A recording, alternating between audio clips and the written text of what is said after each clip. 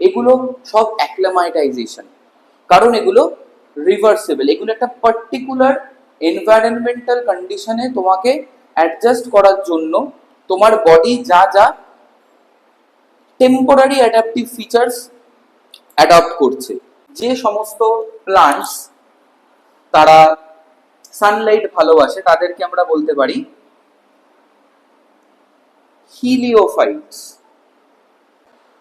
বাইরে থেকে কোনো প্রে অ্যানিমাল দেখে ভাববে যে না এও টক্সিক, তো ওকেও খেতে চাইবে না। কিন্তু ধরো বাই অ্যাক্সিডেন্ট কোনো অ্যানিমাল ভুল করে ওই নন টক্সিকটাকে টক্সিক ভেবে খেয়ে ফেললো।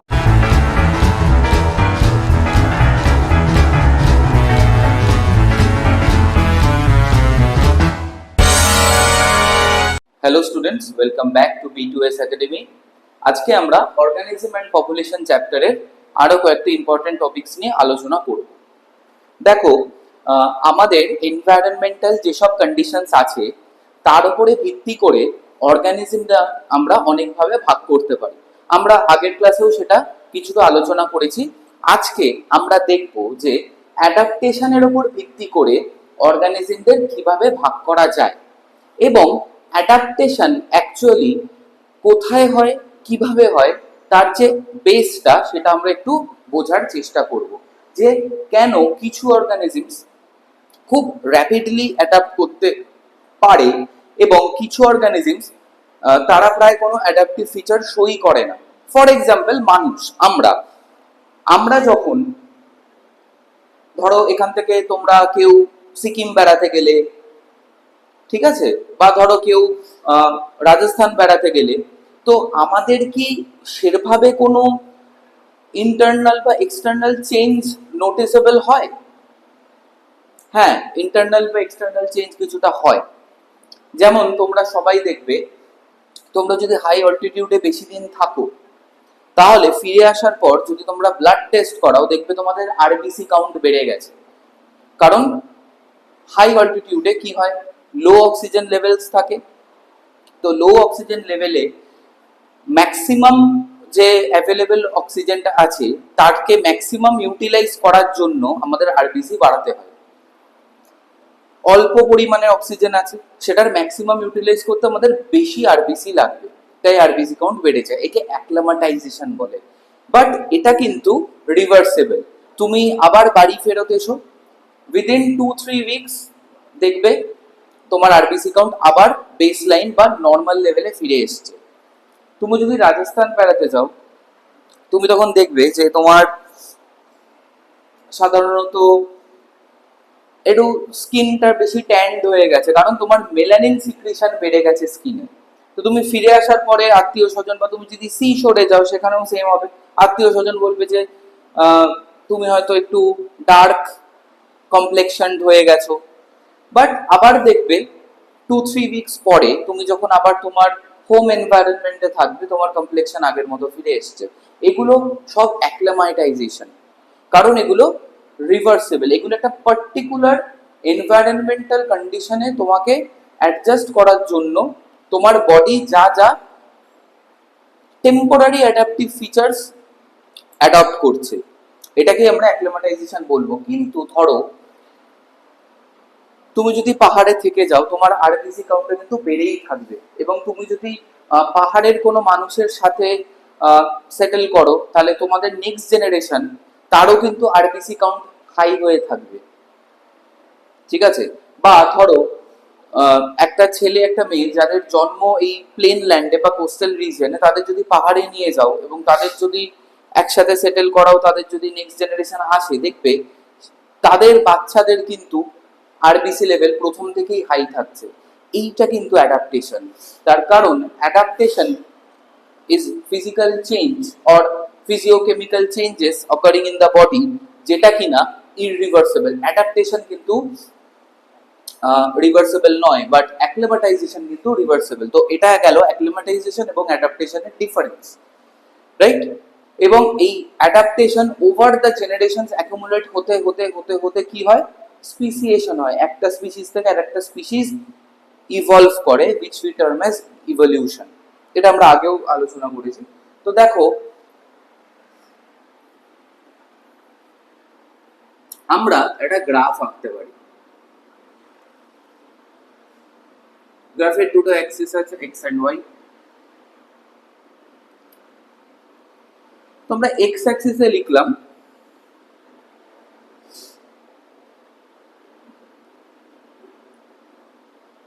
External levels. এই এক্সটার্নাল লেভেলস মানেটা কি? এক্সটার্নাল লেভেলস মানে হচ্ছে আউটসাইড দ্য তোমার বডি, তোমার শরীরের বাইরে যে এনভায়রনমেন্টটা আছে সেই এনভায়রনমেন্টের যতগুলো ফ্যাক্টর আছে, যেমন ধরো টেম্পারেচার, যেমন ধরো হিউমিডিটি, যেমন ধরো স্যালিনিটি, যেমন ধরো পিএইচ অ্যান্ড সো অন।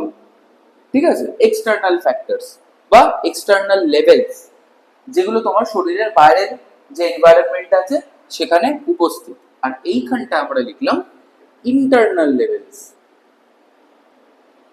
মানে তোমার বডির ভেতরে যে সমস্ত চেঞ্জেস হয় in response to the external levels, right? যেমন আমি ধরতে পারি আরবিসি কাউন্ট, হিমোগ্লোবিন লেভেল, ঠিক আছে, আরো অনেক কিছুই ধরা যায়, ধরো enzyme secretion and so on. ঠিক আছে, এবার ধরো হিউম্যান বিংস, এখানে আর একটা পয়েন্ট আমি অ্যাড করতে চাই, সেটা হচ্ছে বডি টেম্পারেচার। এটা খুব ইম্পর্টেন্ট। হ্যাঁ, বডি টেম্পারেচার। দেখো হিউম্যান বিংস, তুমি যদি খুব ঠান্ডার মানে যেখানে আছে খুব কোল্ড এনভায়রনমেন্টে যাও, সেখানে গিয়ে তোমার বডির ইন্টারনাল টেম্পারেচার নাও, দেখবে সেটা ওই 35 to 37 ডিগ্রি সেলসিয়াসের মধ্যে ঘোরাফেরা করছে। আবার তুমি যদি সাহারা ডেজার্টে যাও, সেখানেও থার্মোমিটার নিয়ে তোমার বডি টেম্পারেচার চেক করো, দেখবে সেম ব্যান্ডে পাচ্ছ। মানে ইট ডাজ নট ম্যাটার যে বাইরে খুব ঠান্ডা পড়ে গেল কি বাইরে খুব গরম পড়ে গেল কি বাইরে খুব বৃষ্টি হচ্ছে, তোমার বডির internal core temperature will remain constant বা স্টেবল।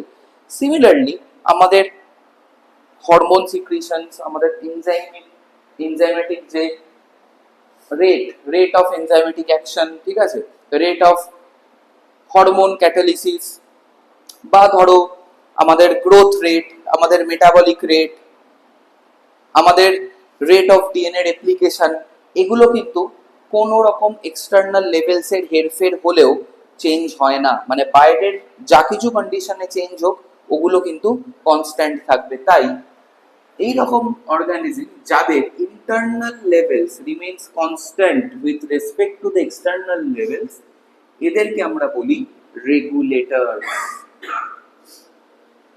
এদেরকে আমরা বলি রেগুলেটরস। ঠিক আছে, আর 99% অফ অল অর্গানিজমস, এদের কি হয়, এদের এক্সটার্নাল যে ফ্যাক্টর গুলো আছে, টেম্পারেচার, হিউমিডিটি, স্যালিনিটি, পিএইচ, যেভাবে যেভাবে বাড়বে বা কমবে, সেইভাবে এদের ইন্টারনাল যে লেভেলস বা ফ্যাক্টরস গুলো আছে, RBC count, haemoglobin level, enzyme catalysis, hormone catalysis, body temperature, এগুলো বাড়বে বা কমবে। যেমন আমরা পইকাইলোথর্মস আর হোমিওথর্মস আলোচনা করেছি, ঠিক আছে, যারা কিনা নিজেদের বডির টেম্পারেচার মেনটেন করতে পারে না, এক্সটার্নাল বা অ্যাম্বিয়েন্ট টেম্পারেচার যত, তার উপরে বডি টেম্পারেচার নির্ভর করে। তো এদেরকে আমরা বলবো কনফার্মার্স। এদেরকে আমরা বলবো কনফার্মার্স। এরা 99% অফ অল অর্গানিজমস। ঠিক আছে, 99% অফ অল অর্গানিজমস হচ্ছে কনফার্মার্স। কেন এরকম কনফার্মার আর রেগুলেটর নাম দিল, দেখো কিভাবে মনে রাখবে। ফ্যানের রেগুলেটর দেখেছো তোমরা? ফ্যানের রেগুলেটরটাকে ধরো 5 পয়েন্টে তুমি দিলে, সেখানে ফ্যানের যে স্পিড, সেটা বাইরে গরম পড়ুক, ঠান্ডা পড়ুক, বৃষ্টি হোক, সেম থাকবে না। 5 পয়েন্টে ফ্যানের স্পিডটা বাইরে যা কিছু হয়ে যাক তার উপরে ডিপেন্ড করবে না। ও 5 পয়েন্টে গরমকালেও যে স্পিডে ঘুরবে শীতকালেও সেই স্পিডে ঘুরবে। তাই রেগুলেটরসরা তাদের বডির ইন্টারনাল কন্ডিশনকে কনস্ট্যান্ট রাখতে পারে irrespective of the external conditions. Conformer কেন এরকম নাম দেওয়া হলো, কিভাবে মনে রাখবে? দেখো, ধরো তোমরা একটা এক্সাম দিচ্ছ, সেই এক্সামে কোয়েশ্চেন খুব ইজি হয়েছে, তুমি বাড়ি গিয়ে বলবে যে কনফার্ম পাস করে যাব। কিন্তু ধরো খুব টাফ একটা পেপার দিল, তুমি বলবে কে জানে কি হবে, তাই না? আমরা এভাবেই কথা বলি। তো তোমার এই পাস করা বা ফেল করার যে কনফার্মেশনটা, সেটা ডিপেন্ড করছে কোয়েশ্চেনের লেভেলের উপরে, মানে একটা এক্সটার্নাল ফ্যাক্টরের উপরে। ঠিক তেমনই ধরো একটা অর্গানিজম আছে, সাপোজ অ্যামফিবিয়ান্স, সাপোজ রেপটাইলস, ঠিক আছে? তুমি ধরো একটা রেপটাইলকে দেখলে ঘুরে বেড়াচ্ছে, তুমি রেপটাইলটাকে দেখে বুঝবে যে এই জায়গাটাতে মোটামুটি হাই টেম্পারেচার থাকে অল ইয়ার রাউন্ড। তার মানে রেপটাইলটাকে দেখে তুমি কনফার্ম হলে যে না, এটা পোলার রিজিয়ন নয়, এটা হয় ট্রপিক্যাল রিজিয়ন নয় টেম্পারেট রিজিয়ন। আবার একটা পোলার বেয়ার, যদিও polar bear is not a proper example of a conformer, polar বিয়ারদের পার্শিয়াল রেগুলেটরস বলা যায় বা পার্শিয়াল কনফর্মার্স বলা হয়, ঠিক আছে? কারণ পোলার বিয়াররা ঠান্ডার মধ্যেও যত ঠান্ডাই থাক না কেন বডি টেম্পারেচার মেনটেন করতে পারবে, বাট যেহেতু ওরা এতটাই ভালো কোল্ড অ্যাডাপ্টেড স্পিসিস, ওদের যদি তুমি সাহারা ডেজার্টে এনে ফেলো, ওরা কিন্তু খুব একটা ভালো মানে ইন্টারনাল হোমিওস্ট্যাসিস মেনটেন করতে পারবে না। তো তাই পার্শিয়াল রেগুলেটর একটা ন্যারো রেঞ্জ অফ এক্সটার্নাল ফ্যাক্টরের জন্য ওরা রেগুলেটরের মতো অ্যাক্ট করে, বাকিটাই ওরা কনফর্মেটরের মতো বিহেভ করে। তাই গ্লোবাল ওয়ার্মিং ওদের থ্রেটেন করছে, রাইট? কনফর্মারের এক্সাম্পল হতে পারে, আরো কনফর্মার এক্সাম্পল হতে পারে, ধরো একটা প্লান্ট, ঠিক আছে? যে প্লান্টটা, ধরো ম্যাংগ্রোভরা ব্র্যাকিশ ওয়াটারে থাকে। ম্যাংগ্রোভদের যদি তুমি এই ফিল্টারের ওয়াটারে ম্যাংগ্রোভ চাষ করতে যাও, ম্যাংগ্রোভ বাঁচবে না। তো ম্যাংগ্রোভ যেখানে আছে তার মানে তুমি বুঝলে কি এটা কোস্টাল রিজিয়ন, এখানে ব্র্যাকিশ ওয়াটার আছে, তো তুমি কনফার্মড হলে ম্যাংগ্রোভদের দেখে। মানে এক্সটার্নাল কন্ডিশনস এর উপর এদের internal conditions, growth rate, reproductive rate, আরো ফিজিওলজিক্যাল প্যারামিটারস ডিপেন্ড করে, তাই এদের আমরা কনফর্মার বলতে পারি। আর যেটা এক্ষুনি বললাম যে পার্শিয়াল রেগুলেটরস, এরা হচ্ছে পার্শিয়াল রেগুলেটরস।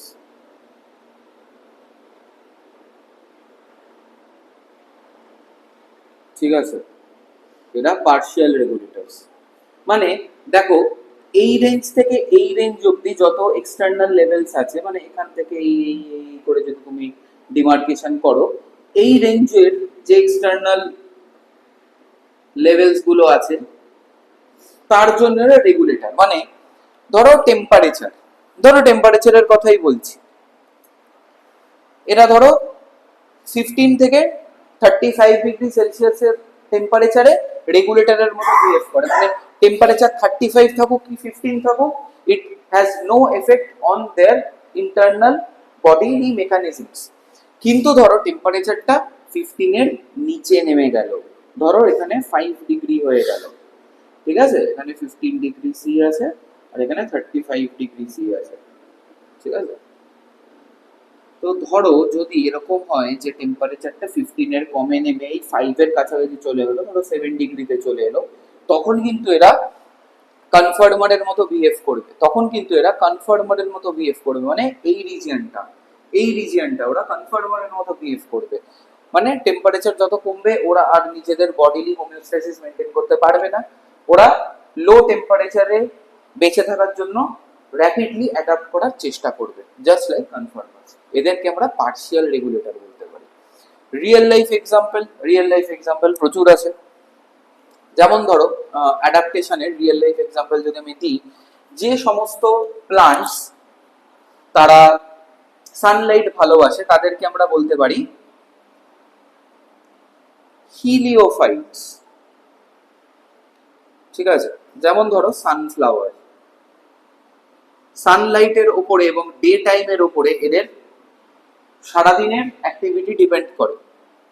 আর যারা নাইট লাভিং ফ্লাওয়ার, যারা শেড লাভিং ফ্লাওয়ার, তাদেরকে আমরা বলতে পারি সায়োফাইটস।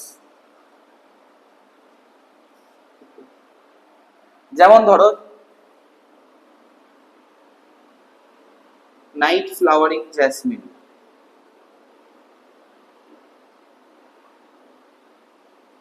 এই নাইট ফ্লাওয়ারিং জ্যাসমিন কিন্তু আমাদের ওয়েস্ট বেঙ্গলের স্টেট ফ্লাওয়ার। একে তোমরা শিউলি ফুল বলে জানো। শিউলি ফুল, এই পুজো আসছে, তো এই সময় তোমরা সবাই শিউলি ফুল দেখতে পাবে, ঠিক আছে? তো সেই শিউলি ফুলকে আমরা ইংলিশে বলি নাইট ফ্লাওয়ারিং জ্যাসমিন। এরা কিন্তু ব্লুম করে, এদের ফ্লাওয়ারটা হয় রাত্রিবেলা, শেডে, অন্ধকারে এদের ফ্লাওয়ারিং হয়। তাহলে এরা সায়োফাইটস, রাইট? ওকে, আরো আছে, মানে ধরো যেমন আমরা ডেজার্ট কন্ডিশন বা লো ওয়াটার কন্ডিশনে অনেক রকম হতে পারে গাছ। যেমন ধরো হতে পারে এফিমেরালস, এরা ড্রাউট রেজিস্ট্যান্স, ঠিক আছে? এরা ড্রাউট রেজিস্ট্যান্ট, এরা হচ্ছে ড্রাউট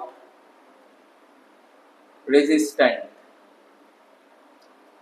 অ্যানুয়ালস, এরা হচ্ছে ড্রাউট ইভেডার্স, মানে যখন খরা হয় বা ড্রাউট হয়, এরা তখন নিজেদের গ্রোথ, ফ্লাওয়ারিং, রিপ্রোডাকশন সব বন্ধ করে দেয়, তখন এদের কোনো কিছুই হয় না, সিড জার্মিনেশন হয় না, কিছুই হয় না। বাট এফিমেরালরা ড্রাউট রেজিস্ট্যান্ট, হ্যাঁ, এদের কিছু যায় আসে না, ড্রাউট হলেও এদের যা যেরকম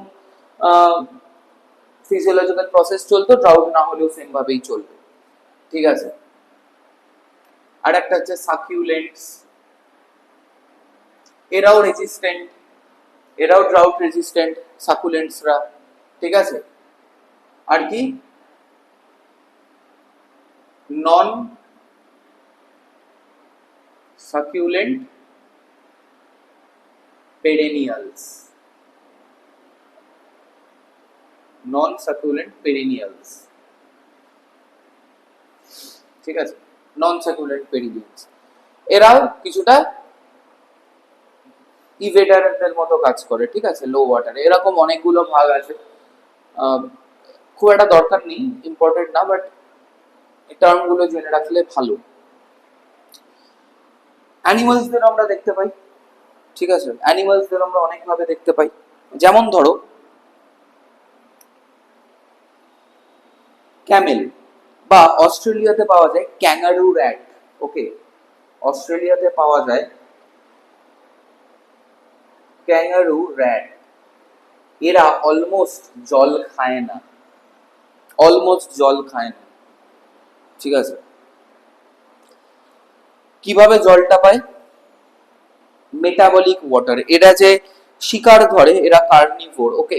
এরা পোকা মাকড়, ছোট ছোট লিজার্ডস, ঠিক আছে, এদেরকে শিকার করে খায়। তো এদেরকে শিকার করে খাওয়ার ফলে ওদের যে প্রে আইটেম, ওদের প্রে আইটেম থেকে ওরা যে ফ্যাট গুলো পাচ্ছে, সেই ফ্যাটের beta oxidation of fatty acids করে। সে beta oxidation of fatty acids করে ওরা কিছুটা মেটাবলিক ওয়াটার প্রডিউস করে, সেটাই ওদের সব বডিলি ফাংশন মেনটেন করার জন্য অলমোস্ট সাফিসিয়েন্ট। বাকি ওয়াটারটা কোত্থেকে পায়? বাকি ওয়াটারটা পায় হচ্ছে ওই যে হিমোলিম্ফ, ঠিক আছে? এটা জেনারেলি ওই যে হিমোলিম্ফ পায়, তারপর টুকটাক এরা কিছুটা অমনিভোরও, এরা টুকটাক সাকুলেন্ট প্লান্টও খায়, সেখান থেকে কিছুটা জল পায়, ঠিক আছে? বৃষ্টি মানে প্রায় হয়ই না, অস্ট্রেলিয়ার এরকম জায়গাতে আছে সেখানে যখন বৃষ্টি পড়ে তখন ওরা জল খায়, বৃষ্টি না পড়লে জল খাওয়ার দরকার পড়ে না। Main 90% of their water needs is made by metabolic water. Plus কি আছে, এদের কোনো সোয়েট গ্ল্যান্ডস নেই, তো ওয়াটার লস হয় না, ঠিক আছে? এদের কোর্স স্কেলি স্কিন আছে যেটা ওয়াটার লস প্রিভেন্ট করে। বাকি বডিটা একটা মানে ডেন্স ম্যাটেড ফার দিয়ে কোটিং থাকে, যাতে ওরা কিছুটা হিট ডিসিপেট করতে পারে। হোয়াইট কালারের হয় অনেকটা, মানে হোয়াইট ঠিক না, হোয়াইটিশ কালারের হয়, যাতে কিছুটা হিট ওরা রিফ্লেক্ট ব্যাক করতে পারে, ডিসিপেট করতে পারে।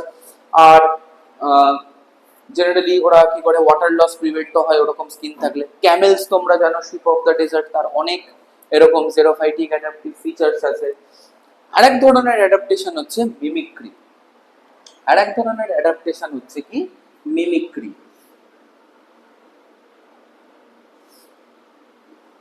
মিমিক্রি মিমিক্রিতে দুটো জিনিস হয়। কি জিনিস হয়?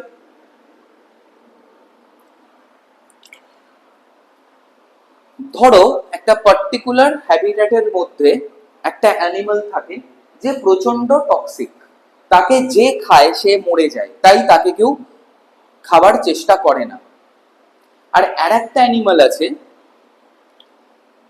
যে টক্সিক নয়, তাই তাকে যে পারে এসে খেয়ে যায়। এবার নন টক্সিক অ্যানিমালটার কি হচ্ছে? পপুলেশন রিডিউস করে যাচ্ছে না? তো ওর পপুলেশনটা মেনটেন করার জন্য কি করতে শুরু করলো ওই অ্যানিমালগুলো?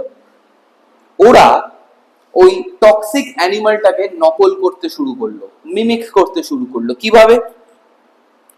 প্রথমত ওদের এক্সটার্নাল যে মরফোলজি আছে নন টক্সিক অ্যানিমালটা, সেই এক্সটার্নাল মরফোলজিকে ওরা ওই টক্সিক অ্যানিমালটার মরফোলজির সাথে সিমিলার করে তুলতে চেষ্টা করলো। এটাও কিন্তু একটা টাইপ অফ অ্যাডাপ্টেশন, ঠিক আছে? টক্সিক অ্যানিমালটার মতোই ওদের এক্সটার্নাল মরফোলজিটাকে চেঞ্জ করার চেষ্টা করলো, যতক্ষণ না কোনো শিকারী প্রাণী দুজনকে ডিস্টিংগুইশ না করতে পারবে বাইরে থেকে দেখে। হ্যাঁ, স্লাইট ডিফারেন্স তো থাকবেই, 100% তো আর কপি করা যায় না, স্লাইট ডিফারেন্স থাকবে, কিন্তু 99% সিমিলার হয়ে যাবে এক্সটার্নালি অ্যাপিয়ারেন্সে নন টক্সিক অ্যানিমালটা টক্সিক অ্যানিমালটার সাথে। ব্যাস, বাইরে থেকে কোনো প্রে অ্যানিমাল দেখে ভাববে যে না এও টক্সিক, তো ওকেও খেতে চাইবে না।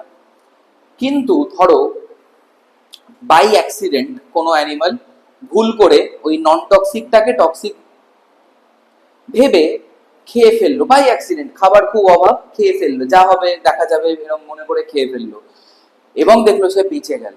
তখন বুঝবে যে আরে এ তো তাহলে নন টক্সিক। তখন ওই যে 1% ডিফারেন্সটা না, সেটা ওই শিকারী প্রাণীগুলো খুঁজে বার করবে যে এদের মধ্যে ডিফারেন্স কোনটা, এদের মধ্যে আসল কোনটা আর মিমিক কোনটা। তখন আবার অ্যাডাপ্টেশন শুরু হবে, ফার্দার মিমিক্রি হবে। কিরকম মিমিক্রি হবে? ওই টক্সিক অ্যানিমালটার মতোই নন টক্সিক অ্যানিমালটা আস্তে আস্তে নিজের বডিতে টক্সিসিটি ডেভেলপ করবে, এবং ধীরে ধীরে একটা নন টক্সিক স্পিসিস একটা টক্সিক স্পিসিসে ইভলভ করে গেল, ঠিক আছে? এটা কিন্তু মিমিক্রিতে হয়। যেমন আফ্রিকাতে রিনখালস বলে একটা স্নেক আছে, ইনিশিয়ালি ওরা নন ভেনামাস ছিল, তাই ওদের অনেকেই শিকার করে খেত। কিন্তু ওই সেম হ্যাবিটেটেই স্পিটিং কোবরা বলে এক ধরনের কেউটে সাপ পাওয়া যায় যারা প্রচন্ড টক্সিক। ওই রিনখালস গুলো ওই স্পিটিং কোবরাকে মিমিক করতে শুরু করলো। আফটার থাউজেন্ডস অফ ইয়ার্স এখন কিন্তু ওই রিনখাল স্নেকটা কেউটে সাপের মতো শুধু ফনা তুলতে পারে তা নয়, স্পিটিং কোবরার মতো বিষ স্প্রে করতে পারে। তো ভাবো, একটা নন ভেনামাস স্নেক থেকে একটা ভেনামাস স্নেক স্পিসিস ইভলভ করে গেল, জাস্ট নকল করে, মিমিক করে। তাহলে যে জন্তুটা অন্য জন্তুর নকল করছে তাকে আমরা বলবো মিমিক, আর যাকে নকল করা হচ্ছে তাকে আমরা বলবো মডেল। এই হলো মিমিক্রি। তো এত রকম ভাবে কিন্তু অ্যাডাপ্টেশনস হতে পারে বোথ প্লান্টস এন্ড অ্যানিমালস এর, এবং based on অ্যাডাপ্টেশনস or ability to adapt আমরা কিন্তু কনফার্মার, রেগুলেটর এবং পার্শিয়াল রেগুলেটরের মধ্যে সমস্ত অর্গানিজমকে ভাগ করতে পারি।